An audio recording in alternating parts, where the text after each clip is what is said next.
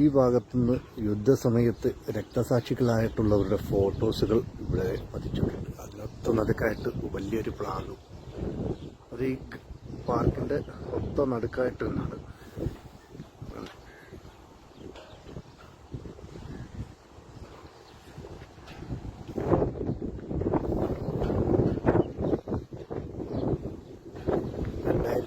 ാണ് ഇത് വെച്ചിരിക്കുന്നത് കേട്ടോ.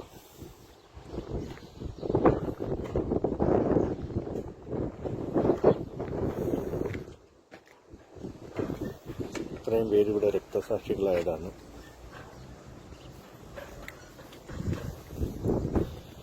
ഈ ഭാഗത്ത് നിന്ന് യുദ്ധത്തിൽ പങ്കെടുത്തവരാണ് മരണപ്പെട്ടവർ.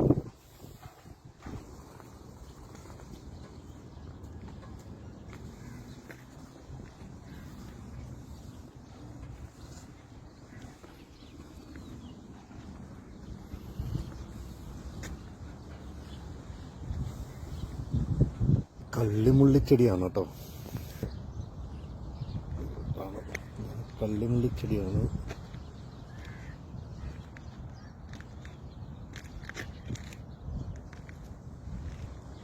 വാട്ടർ ഫൗണ്ടിങ് 2 ഉണ്ട്. ഇതൊരു വിശ്രമ കേന്ദ്രമാണ്.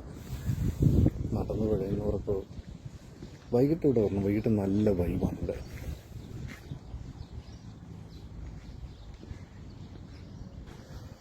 ഇവിടുത്തെ ജീവനക്കാരൊക്കെ എത്തിത്തുടങ്ങിയിട്ടുണ്ട്. ക്ലീനേഴ്സൊക്കെ എത്തിയിട്ടുണ്ട്. അപ്പോൾ ഈ വാട്ടർ ഫൗണ്ടിങ്ങൊക്കെ രാവിലെ ഓപ്പൺ ആക്കുമെന്നൊന്നും അറിയത്തില്ല. ചിലപ്പം വൃത്തിയാക്കാൻ വേണ്ടി കാണാം. ഓപ്പൺ ആക്കുമെന്നുണ്ടെങ്കിൽ നമുക്ക് കാണാം.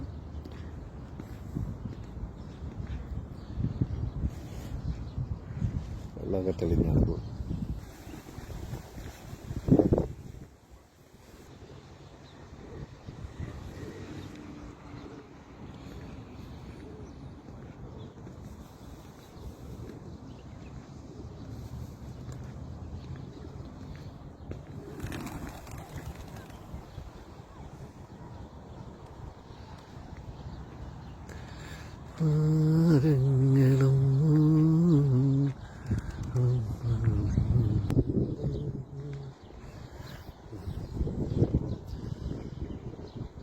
ഇവിടുത്തെ പാർക്കുകളുടെ എല്ലാം മെയിൻറ്റെയിൻ ചെയ്തുകൊണ്ട് പോകുന്നത്, വൃത്തിയായി മെയിൻറ്റെയിൻ ചെയ്തുകൊണ്ട് പോകുന്നത്. സൂര്യൻ ഉദിച്ചു വരുന്നതിൻ്റെ കാഴ്ചയാണ്. ഉദിച്ചു വരുന്നേ ഉള്ളൂ.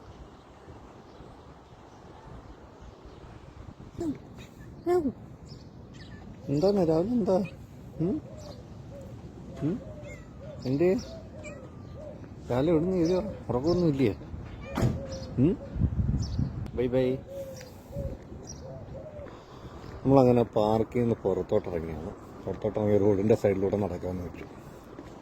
അങ്ങനെ വന്നപ്പോൾ കണ്ടായിരുന്നു ഒരു പഴയ മോഡൽ ഫോർഡ് വണ്ടി ഇറങ്ങുന്നുണ്ട്.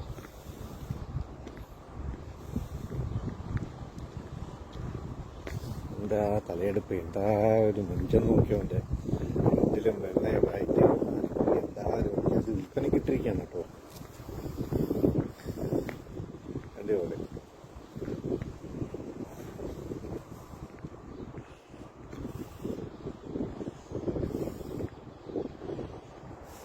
കണ്ണുമോറൊക്കെ കണ്ട് ബോട്ടുകളുണ്ടോ. ഞാൻ പല വീഡിയോകളിലും പറഞ്ഞിട്ടുള്ളതാണ്. പണ്ട് കാലത്ത് ഇവർക്ക് മത്സ്യബന്ധനവുമായി ബന്ധപ്പെട്ടായിരുന്നു മിക്ക വീടുകളിലും ബോട്ടുകളുണ്ടാവും. ഇവിടെ മദ്രസയുടെ മുമ്പിൽ കണ്ടൊരു ഇതാണ് സൂര്യകാന്തി. സൺഫ്ലവർ വേണ്ട, സൺഫ്ലവർ.